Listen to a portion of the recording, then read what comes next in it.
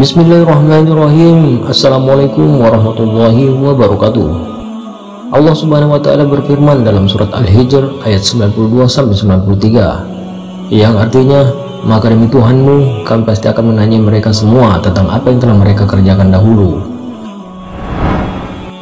Rasulullah SAW bersabda, artinya ketahuilah setiap orang di antara kalian adalah pemimpin yang akan dimintai pertanggungjawabannya. Seorang imam adalah pemimpin bagi masyarakatnya dan akan dimintai pertanggungjawabannya tentang kepemimpinannya. Hadis riwayat Al-Bukhari. Dan di antara ciri-ciri pemimpin akhir zaman yang disebutkan dalam hadis Rasulullah SAW tersebut diantaranya adalah: yang pertama, para pemimpin sesat. Diriwayatkan dari Aus radhiyallahu anhu berkata bahwa Rasulullah SAW bersabda, yang artinya, aku tidak takut ujian yang akan menimpa pada umatku kecuali ujian para pemimpin sesat. Hadis riwayat Ibnu Hibban. Sufyan Ats-Tsauri menggambarkan mereka dengan mengatakan, tidaklah kalian menjumpai para pemimpin sesat kecuali kalian mengingkari mereka dengan hati agar amal kalian tidak sia-sia. Yang kedua, dari pemimpin yang jahil agama. Dari Jabir bin Abdullah radhiyallahu anhu bahwa Rasulullah SAW berkata kepada Ka'ab bin Ajsah, yang artinya, aku mau perlindunganmu untuk kepada Allah dari kepemimpinan orang-orang yang bodoh. Hadis riwayat Ahmad. Dalam hadis riwayat Ahmad ini dikatakan bahwa maksud pemimpin yang bodoh adalah pemimpin yang tidak mengikuti petunjuk dan sunnah Rasulullah SAW, yaitu pemimpin yang tidak menerapkan nilai-nilai syariah Islam. Kemudian yang ketiga, para pemimpin yang menolak kebenaran dan menyeru pada kemungkaran. Dari Ubadah bin Samit radhiyallahu anhu berkata bahwa Rasulullah SAW bersabda, yang artinya kalian akan dipimpin oleh para pemimpin yang memerintah kalian dengan hukum yang tidak kalian ketahui. Sebaliknya mereka melakukan apa yang kalian ingkari, sehingga terhadap mereka ini tidak ada kewajiban bagi kalian untuk mentaatinya. Hadis riwayat Ibnu Abi Syaibah. Yang keempat, para penguasa yang memerintah dengan mengancam dan menekan rakyatnya. Dari Abu Hisham As-Silmi radhiyallahu anhu berkata bahwa Rasulullah SAW bersabda, artinya kalian akan dipimpin oleh para pemimpin yang mengancam kehidupan kalian. Mereka berbicara berjanji kepada kalian, kemudian mereka mengingkari janjinya. Mereka melakukan pekerjaan lalu pekerjaan mereka itu sangat buruk. Mereka tidak suka dengan kalian hingga kalian menilai baik, memuji mereka dengan keburukan mereka, dan kalian membenarkan kebohongan mereka, serta kalian memberi kepada mereka hak yang mereka senangi. Hadis riwayat Tabrani. Yang kelima, para pemimpin yang mengangkat membantu orang-orang jahat dan selalu mengakhiri salat, mengabaikan syariat.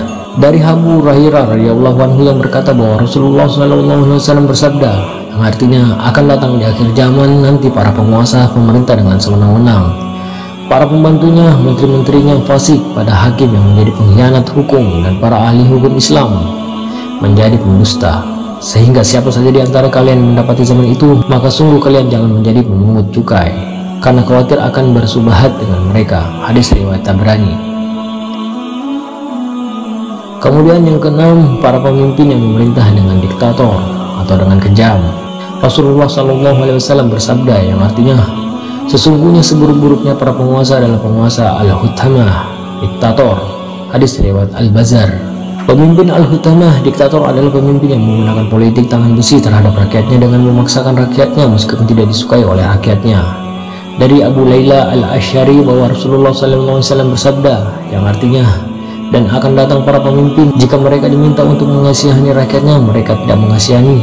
Jika mereka diminta untuk menunaikan hak rakyat, mereka tidak menunaikannya. Dan jika mereka disuruh berlaku adil, mereka menolak keadilan. Mereka akan membuat hidup kalian dengan ketakutan dan memecah belah tokoh-tokoh kalian, sehingga mereka tidak membebani kalian dengan suatu beban, kecuali mereka membebani kalian dengan paksa, baik kalian suka atau tidak.